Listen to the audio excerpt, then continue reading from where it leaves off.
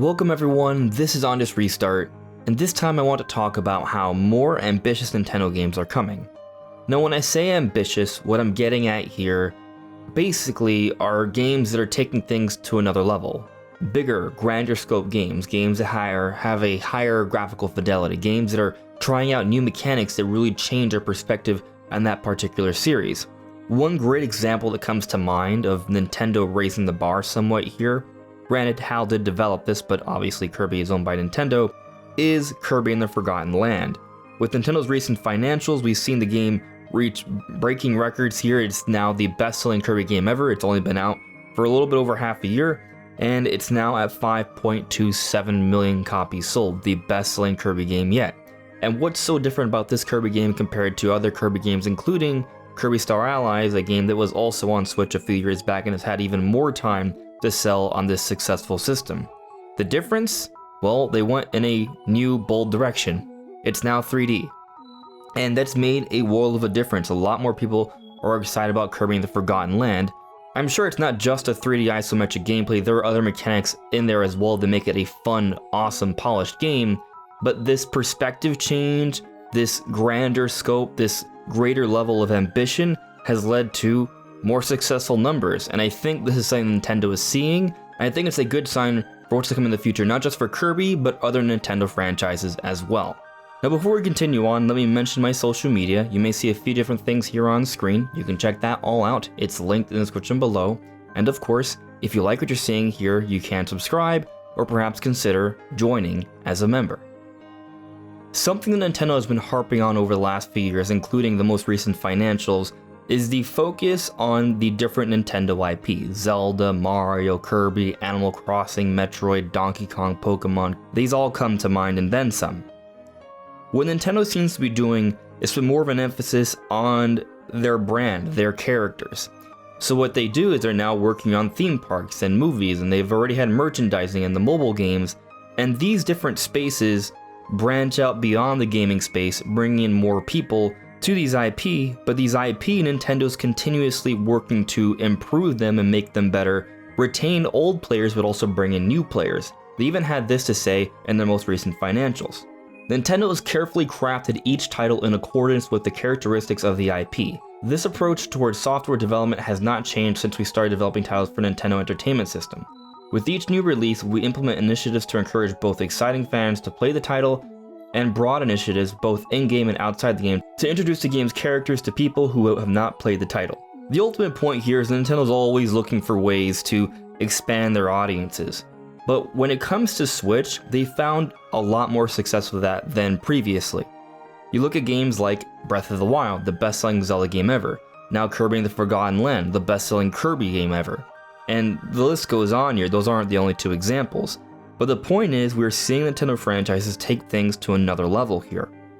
And when we think about the games that have had that ambition, that scope, it feels like within this Switch ecosystem with the people who actually are playing on Switch, which is a lot by the way, Nintendo reported that over 106 million people in the last year have played their Switch, and we're right now about 114 million sold, so that's pretty impressive. The majority of Switch users are still using the Switch this many years into the system's life cycle. But the point I'm getting at here is that when we take a look at the different Nintendo games that seem to push the envelope, they are rewarded with great success. With Breath of the Wild, Nintendo finally created a legitimate open-world Zelda game, and it's the best-selling Zelda game ever.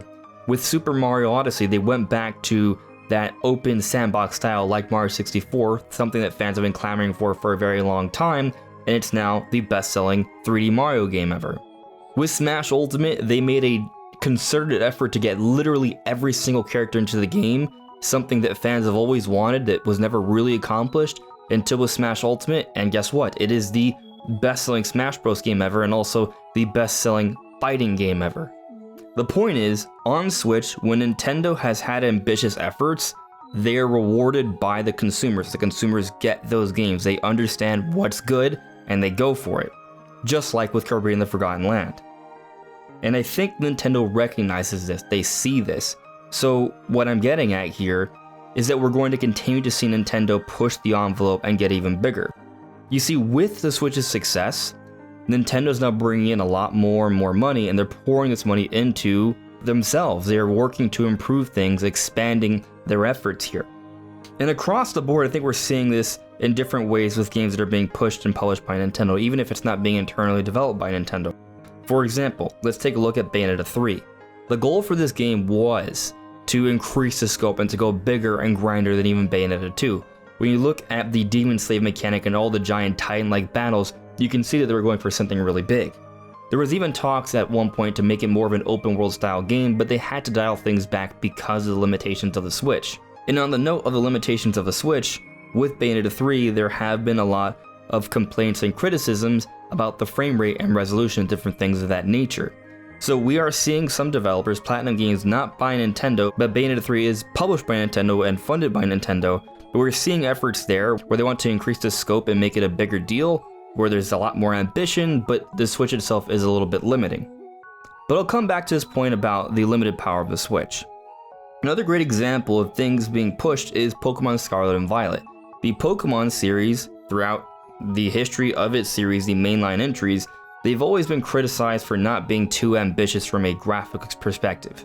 And while Scarlet and Violet I wouldn't say are the best performing, best looking games we've ever seen, they are certainly pushing the envelope when it comes to the Pokemon series. They are the first true open world games, and from what I've seen of different things out there on the internet, they're adding more Pokemon than ever before. There's a lot of new mechanics and ideas. They're definitely modernizing these games and making them feel like fresher takes in the series, which is all very exciting. But the ultimate point I'm trying to make here by bringing up Scarlet and Violet is that we're seeing Game Freak, a developer that made the Pokemon games for Nintendo's handheld systems, now slowly starting to catch up to the modern standards for home consoles. Now obviously with the Switch coming back to the point of its limited power, it's not a traditional home console like a PlayStation 5, but it is a hybrid system, and it's trying to bridge the gap between portable and home console. Now obviously the Switch has been out for a few years already, the hardware is dated and there's been a lot of talk about a new Switch. When we see things like Bayonetta, for example, where it almost feels like they were developing with a higher spec set in mind, it begs the question if there's new hardware on the way, and considering that sales are starting to trend downwards and that we are approaching the 7th anniversary of Nintendo Switch, we're about to complete the 6th year, you gotta think newer hardware is on the way. And with newer hardware, we can see games from Nintendo that take things to an even higher level, doing more things with physics and mechanics and more things on screen, better performance, better resolutions, all of those things. And this may seem like an obvious point, but I think something that should be pointed out here is that the Switch itself isn't that much more powerful than the Wii U. So when you think about it, we've been basically getting games in a similar spec range since 2012. And here we are just a couple months away from 2023, over a decade. So once we get the next generation for Nintendo, be it next year or the year beyond, we are going to see things take a dramatic leap. Naturally, the scope and ambition for these games are going to be greater with more powerful hardware. But I want to make myself clear here. There are multiple reasons why I'm making this video. It's not just because new hardware is around the corner. It's also because we are seeing the Switch be so incredibly successful, this idea of the hybrid system. Both Nintendo's handheld division and home console divisions have now merged, and we're seeing the different developers get more and more acclimated to this Switch ecosystem, this hybrid style. So developers like Game Freak, who are used to making just handheld games, are now getting better at it. And as Nintendo moves forward by pushing the technology of this hybrid design, we're going to see developers like Platinum Games be able to more readily, more easily reach their dream and idea for what they want in their games like Bayonetta 3, and they'll be running better in the future. But it's also about Nintendo being so successful nowadays and realizing that their bread and butter are their IPs, and it's about branching them out and bringing them back in and making them so good that people keep coming back for more. So we take a look at the different games Nintendo's been working on over the years. They're always looking for ways to bring in new fans while again maintaining old fans. Take The Legend of Zelda Tears of the Kingdom, for example. Nintendo's been very quiet about this game, but it's a follow-up to the best-selling Zelda game ever, and also the game that led the launch for Nintendo Switch. It's a big deal. And what we've seen with Tears of the Kingdom so far, it seems like they're really trying to push the envelope of the open-air concept, going beyond just traditional open world. We're seeing far more options in terms of exploring the sky in Tears of the Kingdom. It's just another example of Nintendo trying to push the envelope with their games. And yes, because it's being made for the Switch, there may be some limitations there, but Nintendo's still trying to push things in that direction. And we take a look at smaller franchises like Kirby and Metroid, and we're seeing these games have incredible success, Kirby and the Forgotten Land being the best selling in the series, and then Metroid Dread with its success as well as a Metroid game. These different games and their more ambitious efforts are being rewarded in this golden age that is a Nintendo Switch.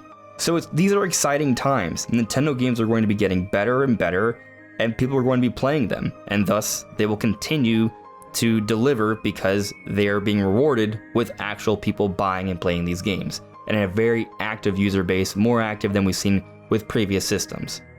It's exciting times, and even greater things are to come. That's what I think. But what do you guys think? Do you also agree with me that even more ambitious Nintendo games are on the way? Let me know in the comments below.